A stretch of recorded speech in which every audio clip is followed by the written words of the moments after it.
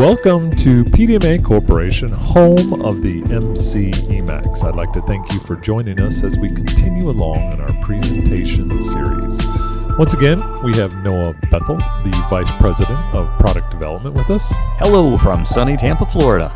And I am Todd Gunderson, the Vice President of Sales and Marketing. And once again, our customers have come through for us and given us a really nice case study. It's not going to be, the most dynamic case study you're going to see in your lifetime. Record setter or anything? Not a record setter, but it brings us home to what we're always preaching, the fundamentals of testing. Resistance to ground can be a very valuable tool. For sure, and the word critical in the title. One thing that's interesting is you've heard the phrase, if you don't have time to do it once, you certainly don't have time to do it twice. Yeah. So these are critical motors, and apparently someone's finding bad spare motors, and that you do not want to go through all the labor to get it installed just to find out it's not good. And how many times have we done a case study where no worries, the spare is on site? Yeah. Feel comfortable. Everything is happy. Everybody's happy. Woohoo, we've got the spare on site. And then the next thing you know, the spare is not what you thought it was. Yes, this is not a good day. So it's a fairly large motor. It's 4160 volts, 223 kilowatts or 300 horsepower, 4-pole motor on quite a few rotor bars, 60 bars, 50 slots. So we're not talking a small motor here. And during performing routine testing on critical Naptha motors that are stored in the on-site warehouse, they found a low resistance to ground reading. They knew they had surge capacitors installed on many motors, so they thought maybe that was it. Can you describe a little bit about surge capacitors and how we recommend you test a motor with surge capacitors installed in it? Absolutely. So real common out in industry, surge capacitors, especially if they're in an environment where lightning could, strike a near building and pass high voltage transients into the distribution system, surge capacitors are critical.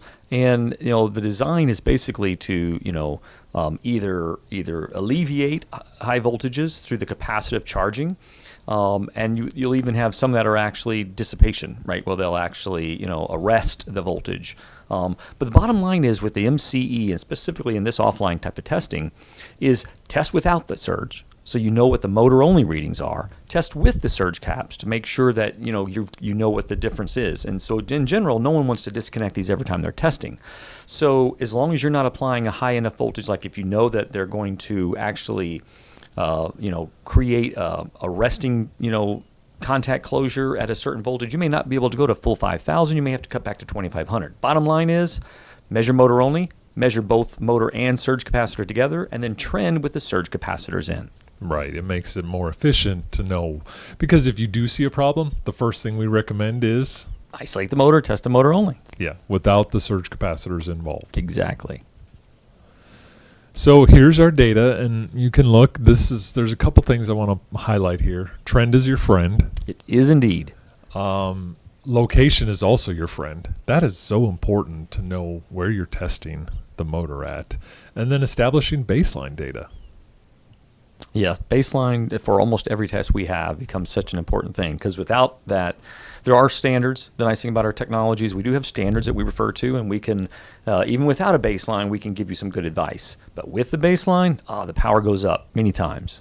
Yeah, because think about it like this. If you're just going out and doing spot checking, and there's no software program attached to it to store the data that you're collecting, you're not going to, and the fact that we highlight things in red or yellow when they move past a certain percentage of change from the baseline, that's power. It is. Jumps out like a sore thumb, draws your attention to it. Draws your attention. It may not be bad. May not be. But there's a change.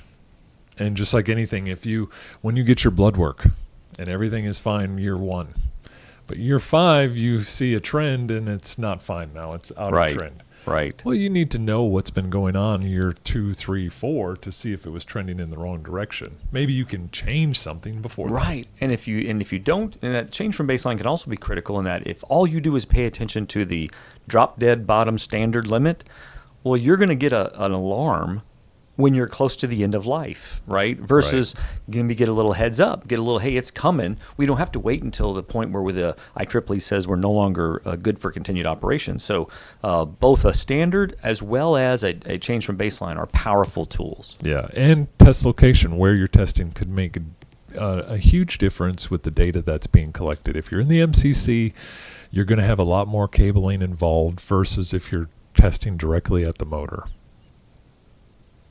So here's the polarization index, and this is why they thought surge capacitors were still installed. So yeah, it's good thinking. Flat I mean, line. at this point, you got to look into it. Just a flat line look at the polarization index, no real changes. But they did some further investigation, and they went down to they saw the junction box and full of water. Yeah, that didn't come from the manufacturer, I'm pretty sure. No, no. And if this is a spare motor, by the way, right? So yeah, it there's should be some perfect. condensation getting in there. I'm not sure where it was stored exactly. Could have been outdoors. You bring up a good point. It's worth bringing up the environment, right? Even though you have everything in place to make sure this motor, is perfectly redone and refurbished and everything, the environment, what you're storing in, can be a big deal, and it's worth looking into and making sure that you're not, basically surrounded by moisture. Yeah, and also another aspect of this is they had motor heaters for this asset, and that's critical, but they weren't working. Well, and here's the thing. Motor heaters become more critical if you have an environment that is susceptible to moisture. So maybe they had the right thing in mind. They knew that there was moisture in the environment. As long as they have space heaters, they're going to maintain the inner winding environment dry. Yeah. But if those space heaters fail, all bets off. Now you're talking about a major water problem. And this company wasn't in Arizona, where moisture is usually not an point. issue. It's up in the northern part of the continent, and you're susceptible. It came to us from our good friends in the petrochem industry, which is up in the northern region of the country. So you're going to have these fluctuations, and you're going to have bad weather. And yeah, that kind of adds a need to be checking your space heaters on a regular basis. You don't want them to go very long without being, automatically turned on. And you can see where that, once again, you can even see moisture still on the inside of the MCC or the test connection box in there. So we go ahead and we fix it. We send the motor out. We get the actual connection box fixed so that it's not leaking water anymore. We fix the heaters, right? Smart.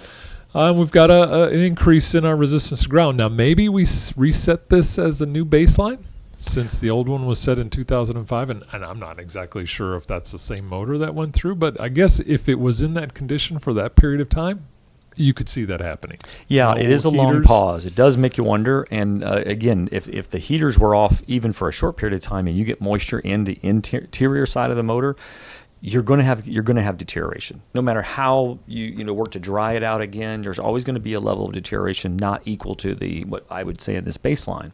And you're absolutely right. Now that they have at least gone through a cleaning, dried it out, they've got everything. They're not going to leak anymore as long as they keep the heaters in a good condition. The test at the end there on 5/6/2024 should absolutely be another baseline. And the PI is looking really good. Yeah, that is picture perfect. That is picture perfect. Goes up 1.7 gig ohms. Very, very. The only thing that someone might question is the PI value. It's still in caution. It's under the IEEE standard. But with this kind of stability and reaching a 1.8 gig level, I would be happy to put it in and push the start button. So the potential for this is difficult, but if you have a spare that you think is capable of running if there's a failure and the spare is not available and you're producing $100,000 a day if they lost the main one, then that could be the cost. It's an expensive spare when you add on the loss. So that's why we say this is not earth-shattering, but because they were proactive, because they were trending, because they went into their warehouse to verify that the motors that were in the warehouse were capable of coming into operations, that then they can sleep a little better at night. And they also looked at fixing the internal motor heaters. I would even go as far as putting an alarm on the motor heaters when they're not, have a backup alarm system that'll tell you, hey, the heaters have been turned off, so someone is made aware, either a bright light flashing or an alarm that they can hear. Yeah. So this brings us to the end, and as always, thank you, Noah, for your participation in this case study. Like I said, it's nothing that's going to, I've got to really regurgitate or figure this out, use all my computational skills in my brain. This is just simple common sense Back stuff to the at basics. times. It really can be back to the basics, and that can be very powerful as well. As always, we thank you for your time. And if you have something that you'd like to share with the peers in the ether, what do we call it? The Ethernet, or what is it? What would we call it? The motornet industry. The motornet. Please feel free to share that with me. Give us a call at 621-6463 or shoot us an email at www.pdma.com or pdma.com. And until then, we hope you have a great day and a safe day. Thank you.